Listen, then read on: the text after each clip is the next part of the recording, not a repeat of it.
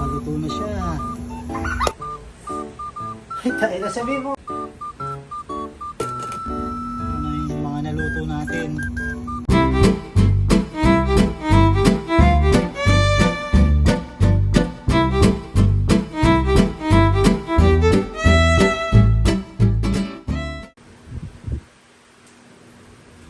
Happy New Year guys! Nagbabalik si Chef Koy Riab. Dahil New Year na, kailangan natin ng healthy living. Pwede na! Dahil dyan, magluluto tayong gulay. Yan o. Yan ating mga ingredients. Gulay na gulay yan. Daon ng sibuyas, bawang. Tsaka yan, asin yan ha.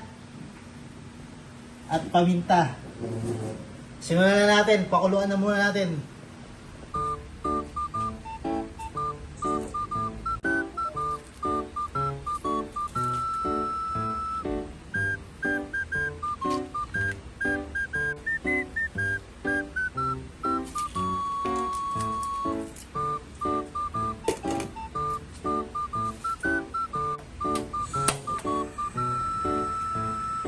A few moments later.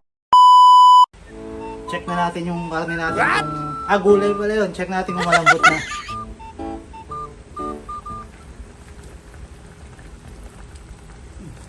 Wow! Ayan, ako na natin.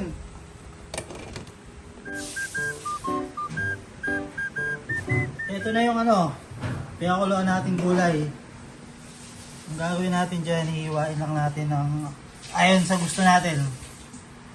Ganyan lang. Ganyan. Mahala ka na. Pamiwain yan. Iwain pa rin natin mamaya yan. Tapos, hiniwa ko na rin yung gagamitin mamaya. Yan. Ganyan na lang.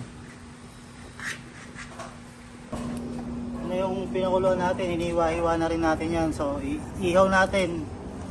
Ewan ko, sa Shopee yan. Bago lang yan.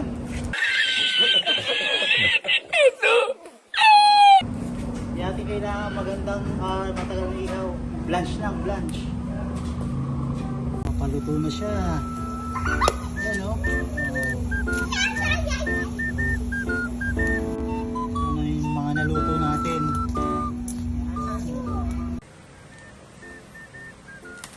Hiwain lang natin ng paganyan yan, no? Siyempre, nasa sa inyo kung gaano gusto nyong laki. Bite size, o bahala kayo, tama nyo.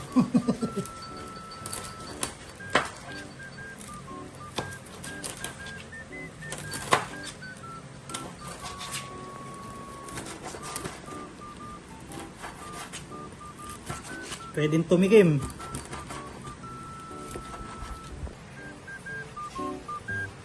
Ayan na yung finished product natin. Inang tagal inihaw niyan. Titimplayin na natin yan. Yan, utak ng baboy tsaka atay. Siyempre, lalagay lang natin yan lahat. Yan. Ganyan lang. Tapos, calamansi juice. Ilagay lang natin.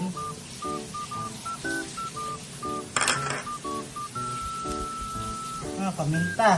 So, ayan, tansyahan lang. Asin. Ayan, tansyahan lang din. Bahala na, umalat. So, liquid seasoning. Tansyahan lang. Bahala na.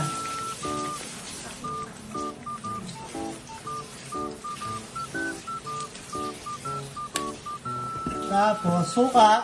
Yan. Optional lang yan. Kaya ako lalagyan ng suka kasi para hindi masira agad. Itong araw namin ulam to eh.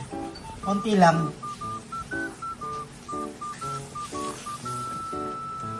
Tapos, eto na. Asili.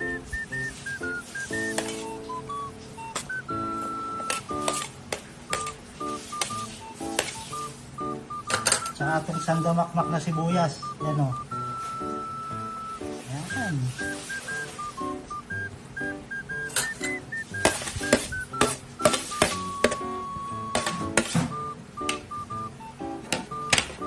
Gagawin natin, haluin lang natin lahat. O, hanggang sa mag-incorporate yung lahat ng ingredients. Halo-halo lang, labo-labo, bahala na. Halo-halo.